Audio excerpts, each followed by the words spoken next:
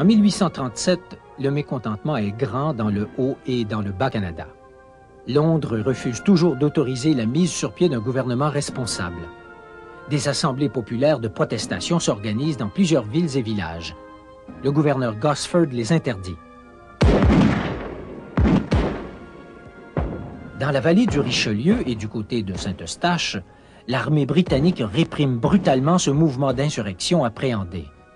Plusieurs patriotes se réfugient aux États-Unis. En 1838, dirigés par Robert Nelson, les patriotes reviennent proclamer la République du Bas-Canada. Après quelques attaques ratées contre les troupes britanniques, la riposte est encore plus violente. Des villages sont mis à sac et à feu.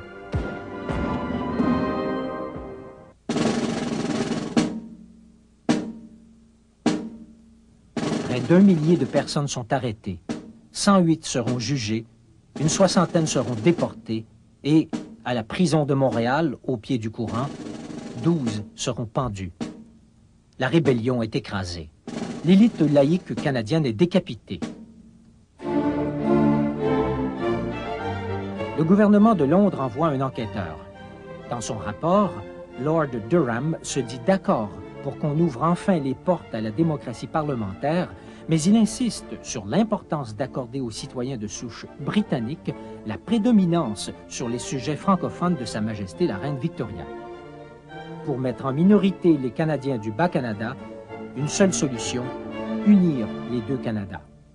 En 1840, c'est l'acte d'union.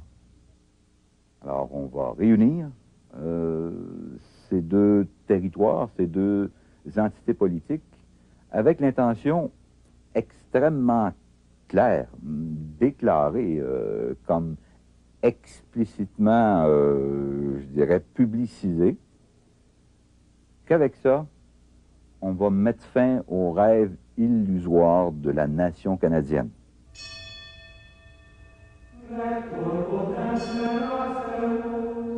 C'est à compter de ces années que le clergé va combler le vide laissé par la disparition des leaders laïques.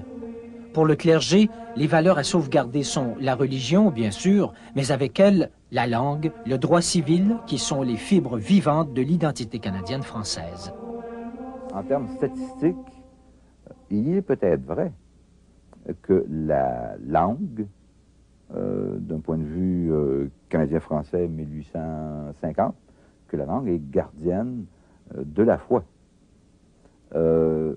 De soi, il n'y a pas de relation, je dirais, essentielle, logique, mais il peut y avoir une relation que j'appellerais sociologique. Puis le clergé le sait.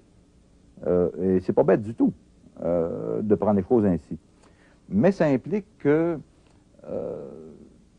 le nationalisme va prendre un petit air, le mot petit, c'est un peu un euphémisme, un petit air clérical et un petit air conservateur au plan social qu'il n'avait pas avant 1840. La loi de l'Union fait de l'anglais la langue officielle du Canada uni.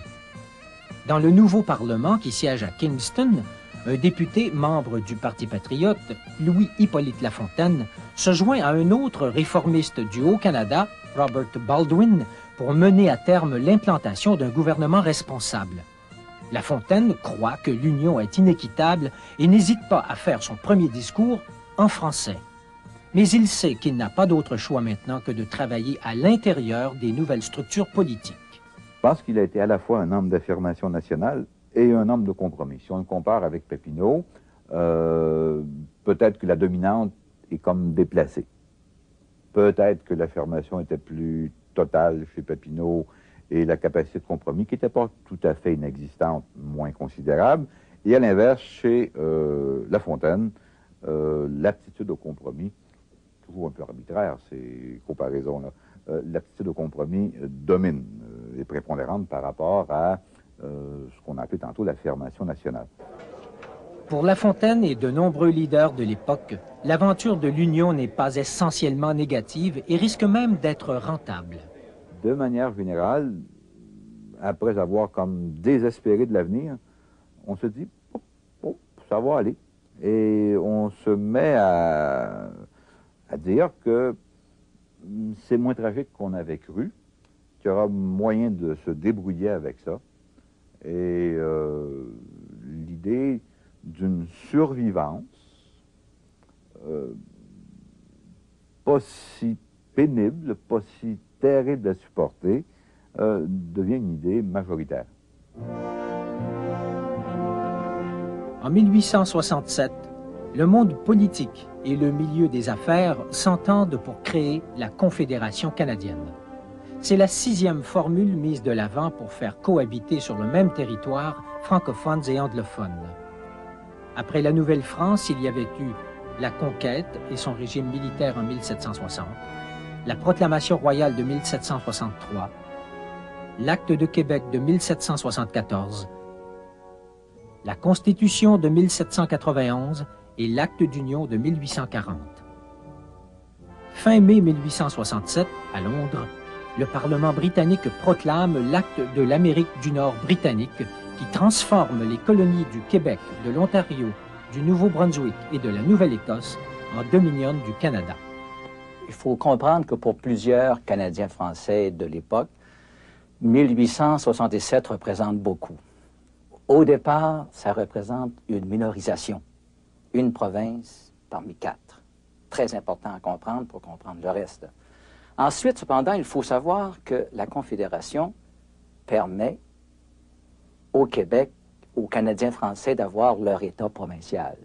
Et ça, c'est une dimension importante parce qu'ils auront l'impression de pouvoir conduire leurs propres affaires dans leur propre province.